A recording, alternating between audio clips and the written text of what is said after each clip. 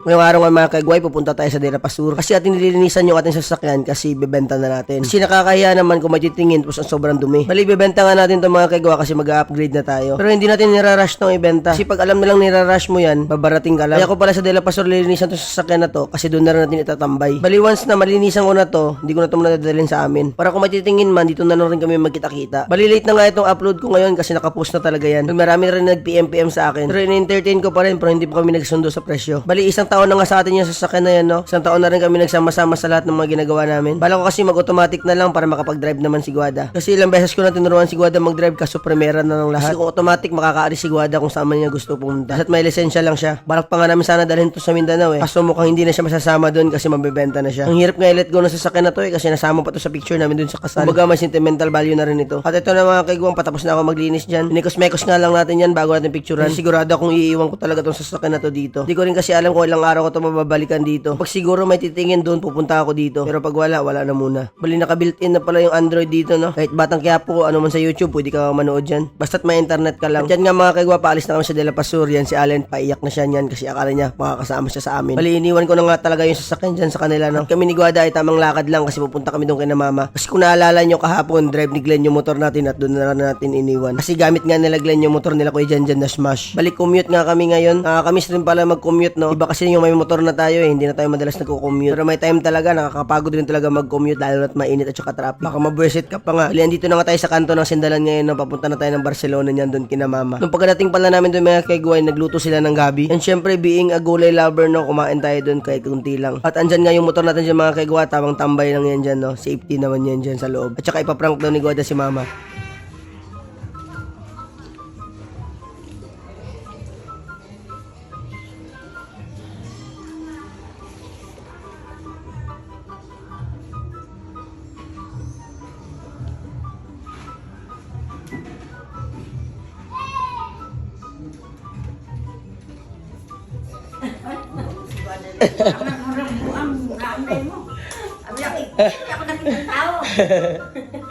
At yun na nga mga kaigwa, no, walang patumpik-tumpik, kumuha na nga ako agad ng kanin. Pero unfortunately mga kaigwa, kumati yung lalamunan ko dyan. Huwag daw pala masyadong maingay pag kumakain ka ng gabi. Kaya napakain na lang ako ng Richie ng di oras para mawala lang yung kate. Ngayon ko lang pala alam na mayroon palang ganun na pagkakain ka palang gabi, huwag ka masyadong maingay. Now I know. Pagkatapos ko nga kumain ng Richie mga kaigwa, umalis na rin kami ni Guada. Kasi pupunta kami ng General magtusok-tusok. Bali ayaw niya kumain ng kanin for dinner, kaya sabi ko doon na lang tayo sa barbecue. At saka ako rin, ayaw ko na rin kumain kasi medyo nabusog ako dun sa kinain ko. Habang nagbabiyahe nga kami mga kaigwa, may nakita akong isang isdaan dito sa gilid. Gabi lang to siya naka-display dito kaya tinignan ko muna kung mayroong mga gurami. Namiss ko lang kasi kumain ng gurami. Lalo na kapag paksi yung sarap talaga nun. Dahil wala nga nagbebentang gurami dun mga kaigwa, umalis na rin na kami agad at saka kumain na dito. Habang kumakain nga kami dyan mga kaigwa, tumawag agad si Kuya Bala na pupunta daw si Kuya dyan sa kanila. Kaya napag-isip-isipan namin na pupunta na rin kami sa kanila. Sunduin na lang namin sa Tijoy para isahan na lang. At ito na mga kaigwa, patapos na nga kami kumain dito ni Guada. Inawagan na namin sa Tijoy kung okay na bang sunduin na siya. Para at least pagdating namin dun sa kanila, ready na siya at alis na rin kami agad. At bang, andito na nga kami agad dito kina Kuya Bala mga kaigwa. Bali nag-celebrate nga sila Kuya Bala dito mga kaigwa, no, kasi natapos na nila yung ginawa nila na Deo at saka ni Glenn. Bali ginawa pala nila yung isang bahay dun na kinontrata nila. Kaya yun, nakijoin na lang rin ako mga kaigwa. Bali tag-2 bote nga lang kami dyan mga kaigwa kasi bukas may trabaho daw sila ulit. Tapos nag-iayaya rin sa paring Marvin bukas na iinom ulit kasi birthday daw ng asawa niya. Tingnan na lang natin bukas kung andito kami ulit. Bali naglalaro-laro nga lang kami ni Kuya Bala dyan kasi pauwi na rin kami niyan. Kailangan rin kasi natin magpahinga kaya hindi na tayo magtatagal dito. Mag-aalas 9 na kasi ito mga kaigwa kaya uwian na. Sige na mga kaigwa, hanggang dito na lang. Salamat sa panonood. Bukas ulit. Bye-bye!